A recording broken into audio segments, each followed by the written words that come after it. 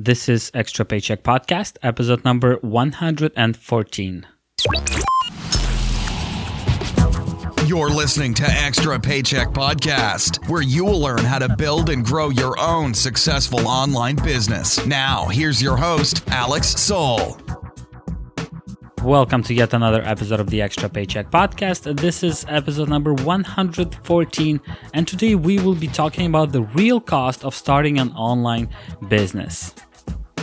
If you've been listening to my episodes or if you've been reading my blog posts, I often mention that starting an online business is completely free. Now, it's not 100% free, but the price is very, very small considering that you're actually starting a real business. And in this episode, I'd like to go a little bit deeper into these prices, into the tools that you should be paying for when you're starting an online business, and as well as some tools that maybe you shouldn't pay for right now, but eventually you might be paying for them. And I hope this episode will kind of make you understand what is a necessity, what you really must buy right now, and which other tools and things you should overlook and maybe not put any money into, or maybe use free versions of them when possible.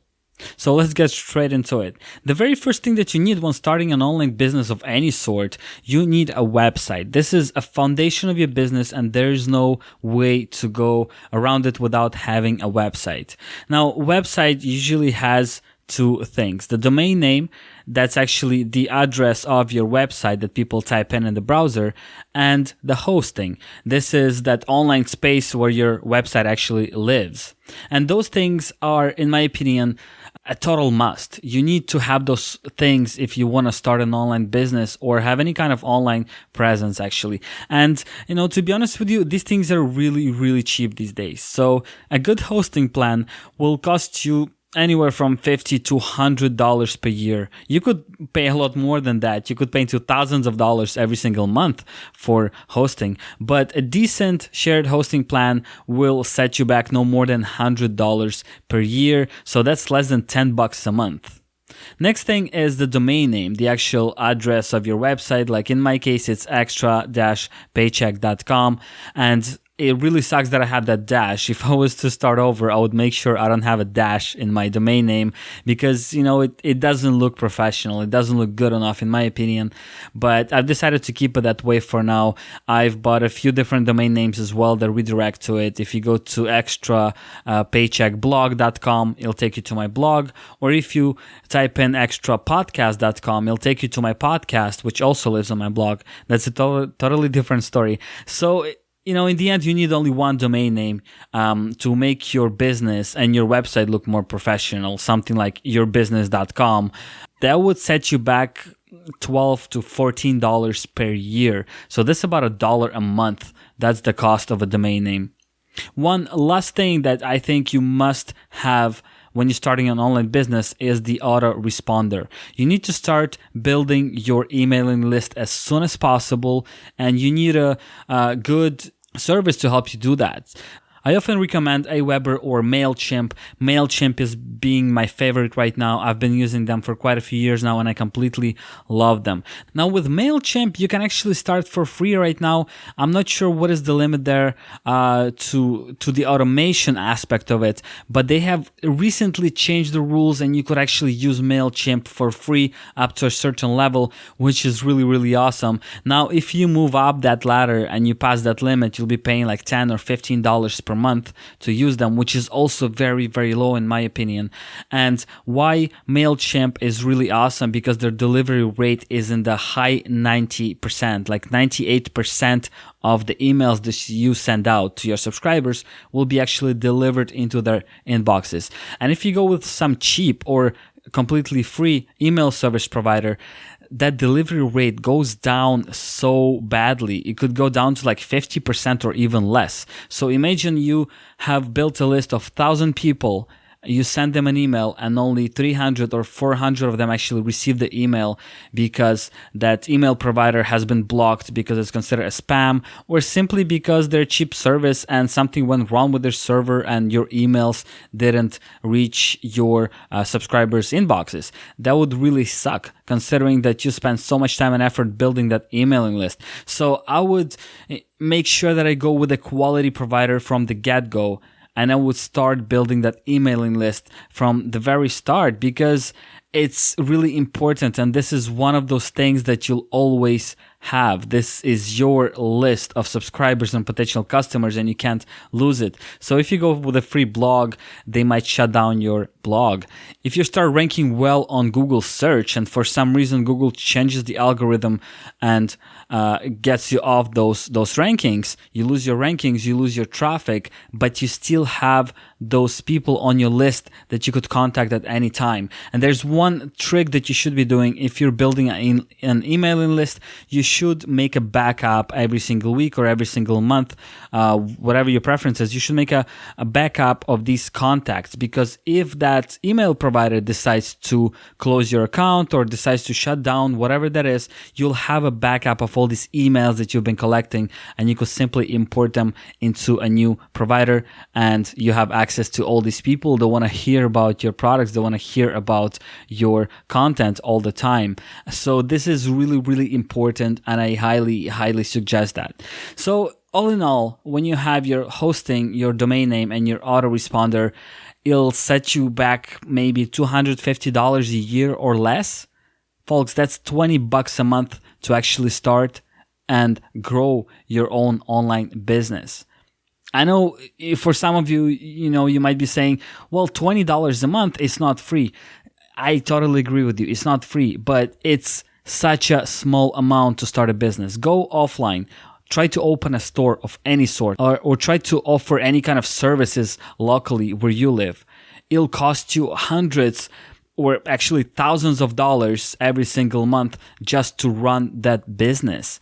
If you aren't making thousands of dollars back right away, you're going to lose money. And as you know, a lot of small businesses, they don't make any profit for the first 3 to 5 years. That's incredible. You're living in a debt for 3 to 5 years, while in an online business, your whole investment is $20 a month. That's, might as well call that a free business, because $20 a month is nothing really. If you order a pizza, it'll set you back more than $20. If you take your friend to a McDonald's, you have two meals, it'll be more than $20. If you go see a movie alone, that will be $20. If you buy a popcorn and a Coke as well, when you're watching a movie. So $20 is really nothing. And considering that you're investing that money into your business and into your future, it's really, really worth it.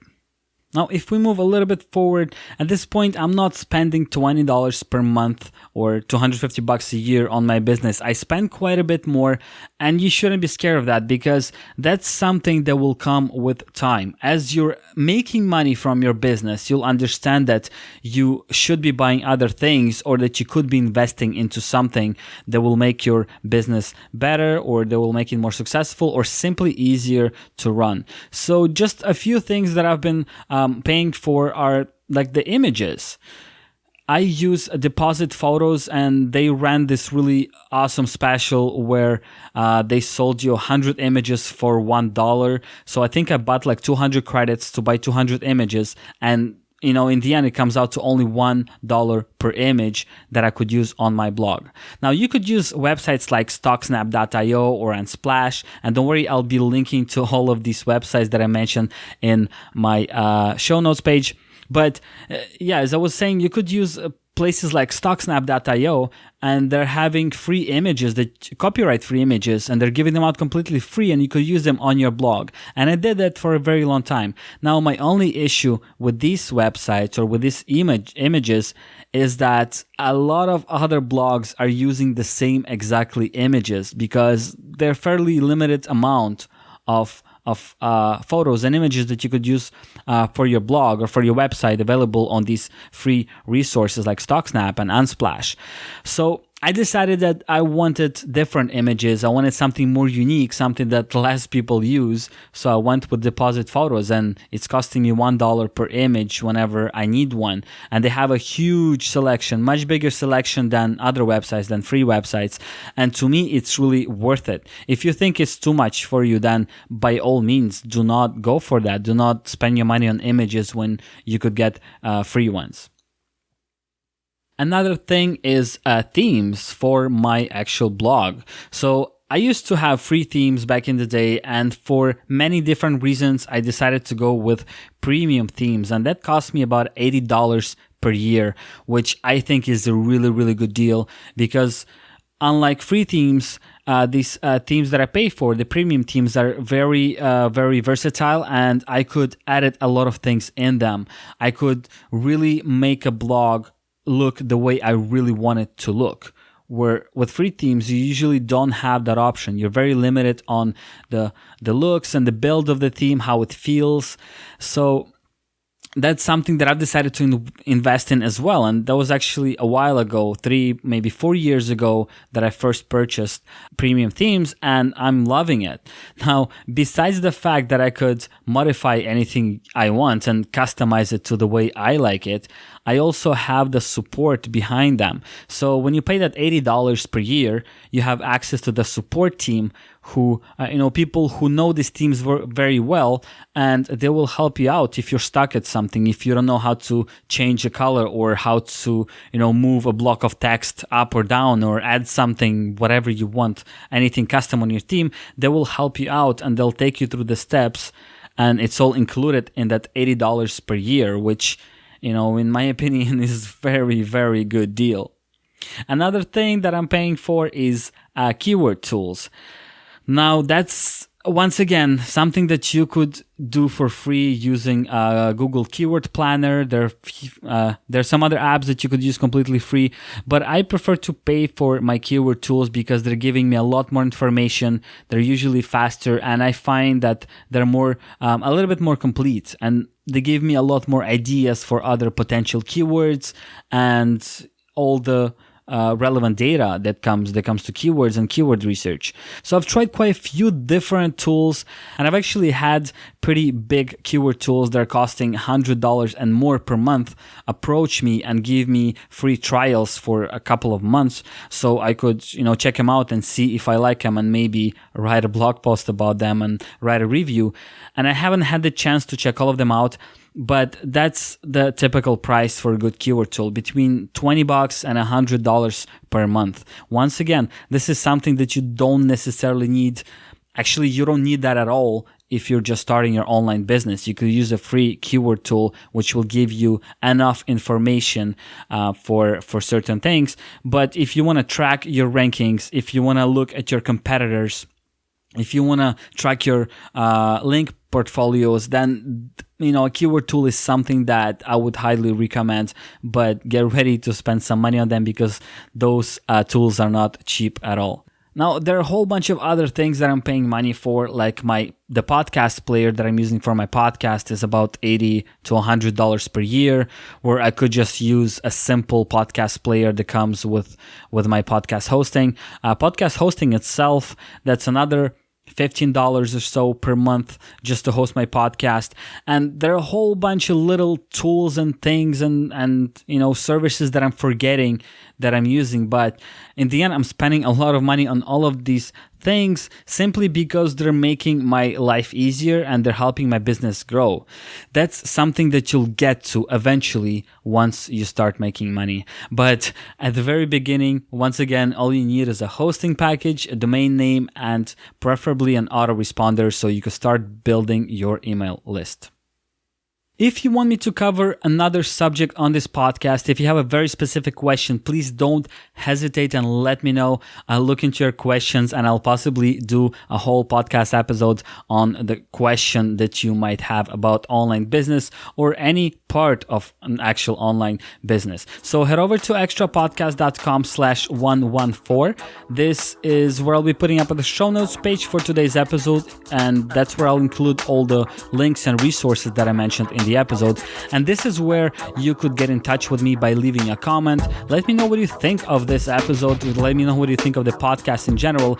And do ask a question if you have one, and I'll try to have a whole episode dedicated to your question on this very podcast. If you haven't already, please head over to extrapodcast.com/iTunes in order to subscribe to the show. Leave a rating and a review if you haven't already, and this will help the show tremendously. Thank you so much for tuning in to this week's episode, and I'll talk to you next Monday.